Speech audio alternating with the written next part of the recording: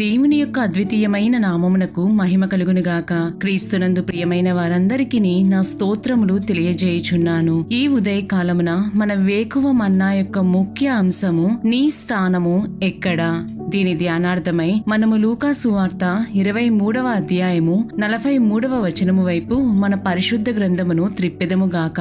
అందుకు ఆయన వానితో, నేడు నీవు నాతో కూడా పరదైసులో ఉందువని నిశ్చయముగా నీతో చెప్పుచున్నానెను. ఈ వాక్యమును వినిచుండిన ప్రియమైన దేవుని జనమా, మన జీవితములో మనము ప్రయాసపడుచున్నది, అన్నిటినీ సహించి భరించుచున్నది ఆ నిత్య రాజ్యములో దేవునితో యుగాయుగములు ఏలుదుమని నిరీక్షణతోనే. అయితే మన క్రియలు ఏ విధముగా ఉన్నవి అనేది మనము దినదినము పరీక్షించుకొనవలెను. ఇక్కడ ప్రభువు మ్రాను మీద ఉన్నప్పుడు ఆయనకు ఇరుప్రక్కల ఇద్దరు దొంగలు కూడా సిలువ వేయబడి ఉన్నారు. అయితే వారి ఇద్దరి మనస్తత్వము చూడుడి. కొందరు వారు చనిపోచున్నప్పటికీ సత్యమును అంగీకరించుటకు ఇష్టపడరు. మనము లూకా సువార్త 23వ అధ్యాయము 39వ వచనమును గమనించినట్లయితే, వ్రేలాడవేయబడిన ఆ నేరస్తులలో ఒకడు ఆయనను దూషించుచు, నీవు క్రీస్తువు గదా, నిన్ను నీవు రక్షించుకొనుము, మమ్మును కూడా రక్షించుమని చెప్పెను అని చదువుచున్నాము. తాను చేసిన తప్పును బట్టి శిక్ష అనుభవించుచున్నప్పటికీ ఆ దొంగలో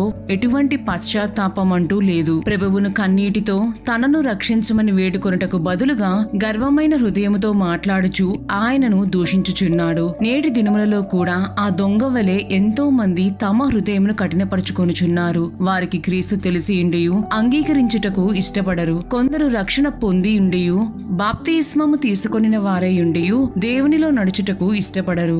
ఆదివారము ఆరాధనకు వచ్చామా, హాజరు వేయించుకున్నామా, వెళ్లిపోయామా అన్నట్టు ఉందురు. వారికి లోకము కావాలి, దాని ఆశలు కావాలి, దేవుడు కావాలి. లోతుగా ప్రార్థనా జీవితములో గడిపితే లోకమునకు దూరం కావాలని కొందరికి భయం ఉండును. ప్రియమైన వారలారా, నీవు దేవునితో బలపడుచున్న కొలది లోకములో నీవు ఒక బాటసారివని గ్రహించుదువు.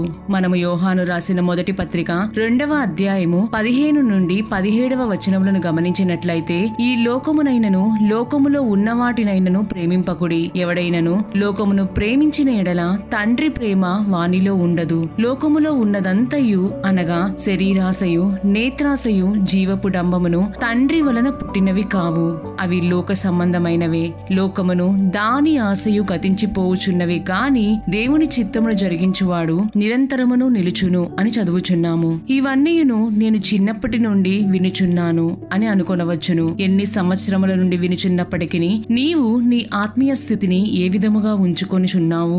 లేదా లోకములో అందరూ వారికి నచ్చినట్లుగా చేయుచున్నారు కదా, వారు బాగానే ఉన్నారు కదా, నేను అలా ఉంటే తప్పేముంది అని నీవు అనుకొనవచ్చును. తండ్రి తనకిష్టమైన కుమారుని గద్దించి శిక్షించిన రీతిగా దేవునిచే ఎన్నుకొనబడిన కొంతమంది జనులను దేవుడు లోకములోనికి వెళ్ళుటకు కాని దానితో సహవాసము చేయుటకు కాని అనుమతించరు.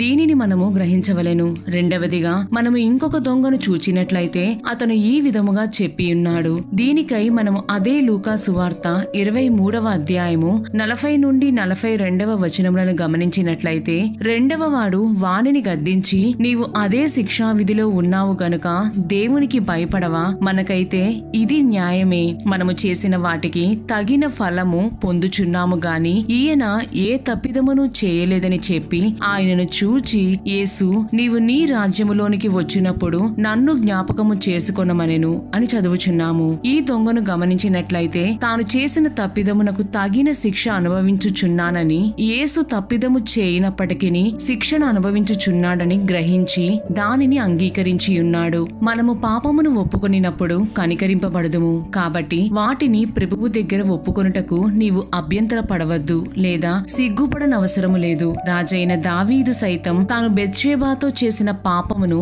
నాతాను ప్రవక్త బయలుపరిచినప్పుడు అతడు 51వ కీర్తన తాను చేసిన పాపమును బట్టి అంగలార్చుచూ రచించియున్నాడు. నా అతిక్రమములు నాకు తెలిసే ఉన్నవి, నా పాపం ఎల్లప్పుడూ నా ఎదుటనున్నది. నీకు కేవలము నీకే విరోధముగా నేను పాపము చేసియున్నాను. ఈ విధముగా ఆ అధ్యాయం అంతయును తన పాపమును క్షమించమనియు హిమము వలె తెల్లగా కడగమని వేడుకొనుచున్నాడు. ఆ విధముగా అంగలార్చియున్నాడు. కాబట్టే రాజైన దావీదు దేవునిచే కనికరించబడి ఉన్నాడు. ప్రియమైన దేవుని జనమా, తిరిగి మనము మూలవాక్యమునకు వచ్చినట్లయితే తాను చేసిన తప్పును ఒప్పుకొని ఉన్నాడు. కాబట్టే ఆ దొంగ కూడా ప్రభువుచే అంగీకరించబడి ఉన్నాడు. అందుకు ఆయన వానితో, నేడు నీవు నాతో కూడా పరదైసులో ఉందువని నిశ్చయముగా నీతో చెప్పుచున్నాను నేను. ఎంతటి ధన్యత అయ్యున్నది! మారు మనసు మాత్రమే ఆ దొంగ పొంది ఉన్నాడు, అది కూడా ఆఖరి క్షణములో. నీటి బాప్తిస్మము కూడా తీసుకొనలేదు. అయితే అతనికి ప్రభువును గురించి బాగుగా తెలిసి ఉండెను.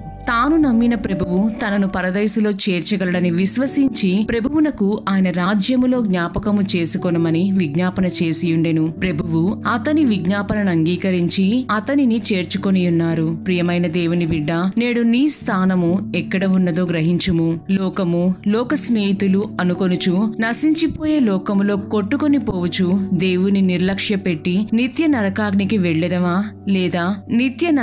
వెళ్ళెదవా లేదా ప్రభువును అంగీకరించి నీ పాపములను ఒప్పుకొని నిన్ను నీవు తగ్గించుకొని ఆయన నిత్య రాజ్యములో ఆయనతో పాటు ఆయన సింహాసనమునందు కూర్చుండగోరుచున్నావా? నిర్ణయం నీదే. దేవుని యొక్క నిత్య రాజ్యములో ఆయనతో పాటు యుగాయుగములు ఏలుటకు ప్రభువే సహాయము చేయుదురుగాక.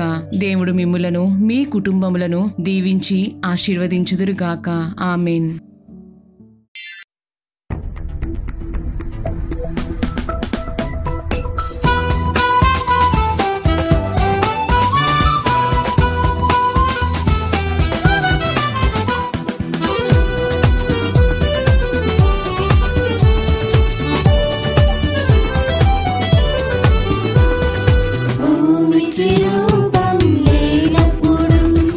జన్మించితి దేవాని మాదేలా